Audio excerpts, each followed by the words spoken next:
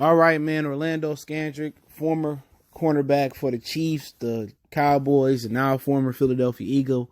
He was cut after their Sunday night debacle versus the Dallas Cowboys, goes on undisputed Skip and Shannon and exposes the Philadelphia Eagles and Malcolm Jenkins. Let's talk about it. We back.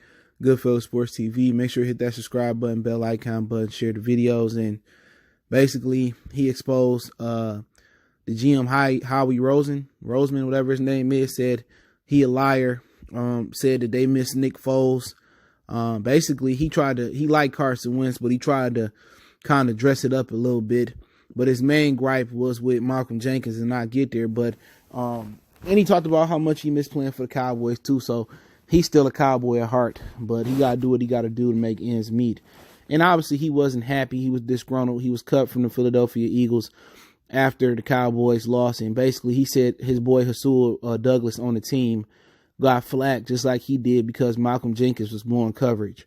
Malcolm Jenkins he said he got a C on his chest. We all knew he was talking about. He didn't say his name in particular, and said that he has no accountability on defense, and he ain't doing his job, and making it look like the cornerbacks blowing coverage, but it's really Malcolm Jenkins not doing his job on the back end. He said it's coming from a guy who held out and tried to get his money, and he got paid, and basically he ain't shit. All right, and I don't like Malcolm Jenkins no way. Malcolm Jenkins sat there and sold out the Players Coalition for money. They paid Malcolm Jenkins to tell the players to stop kneeling, and Colin Kaepernick and Eric Reed, exposed him for that too. So no, he just ain't a shitty football player at this point, and guy that don't have responsibility. I can't believe he a Q dog. He a raccoon too. You know what I'm saying? Everybody know that Malcolm Jenkins is a raccoon. He took money from the owners to stop kneeling.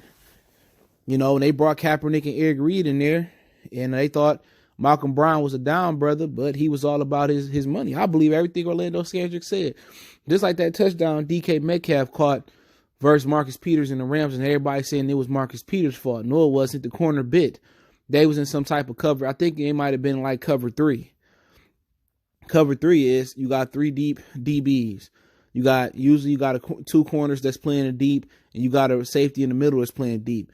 DK Metcalf did a deep post route or a deep crossing route, whatever the hell they call it. And the safety and Marcus Peters had the right side responsibility deep.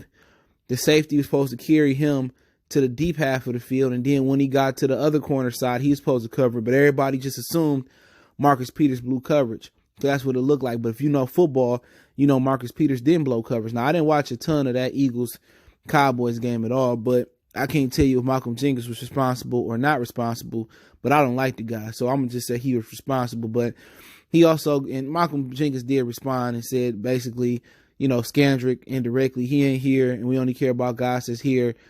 And it do look like Scandrick just went on there to whistle blow, you know what I'm saying, and get back at the franchise to cut him. He said he had a bad game, but he said when you got guys like, he didn't say his name, Malcolm Jenkins out there blowing coverage. Long story short, why they ain't cut him?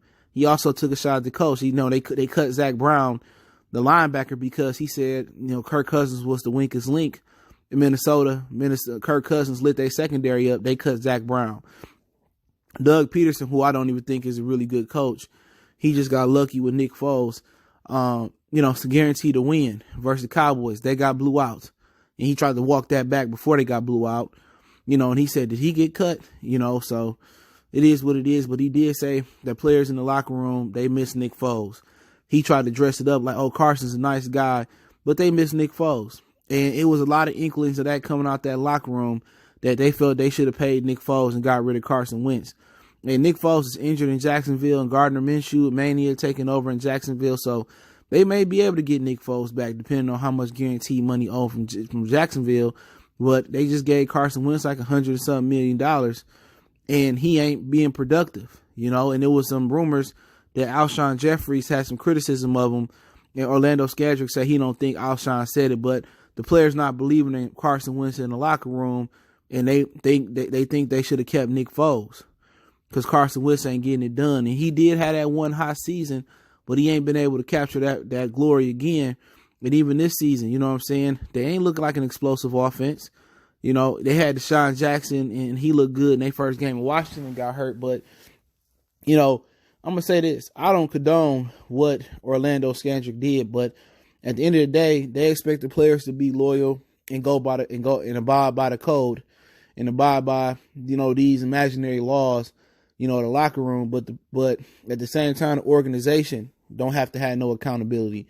The organization and the NFL don't have to abide by no code. They can do the players any which way they want to do them. So I ain't mad that Orlando Scandrick went out there and was the greatest whistleblower in the NFC East this year. I ain't mad at him because they expect these players to be loyal. And when you got suckers like Malcolm Jenkins out there, you know what I'm saying? You got suckers in that locker room that's going off the record and leaking information out. This team already doomed. The Eagles ain't winning shit. The Giants and the Skins got an equally good chance for them to win the division. The Cowboys should run away with this division, you know. And I don't think Orlando lying. This is a locker room that's in shambles. This is a locker room that's, you know, in disarray. They don't trust each other. And basically it's just a whole bunch of spoiled, rotten guys.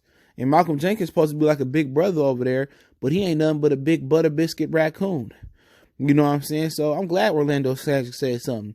And I wish Orlando Scandrick, when he see him, when he see him slap him, I send him some money. Slap the shit out of Malcolm Jenkins. He fake. You know, the Eagles ain't going nowhere. You know, they got a stupid coach. They got a GM that ain't trustworthy, man. I'm going to link the interview with Orlando Scandrick in the description, the exact clip under source link from Undisputed. Don't forget me on Facebook, Instagram, Twitter. Reach out to the email. You got business questions, inquiry, sponsorship, video requests. Want to make a donation? On the description, best way to donate is share the video one time for the one time.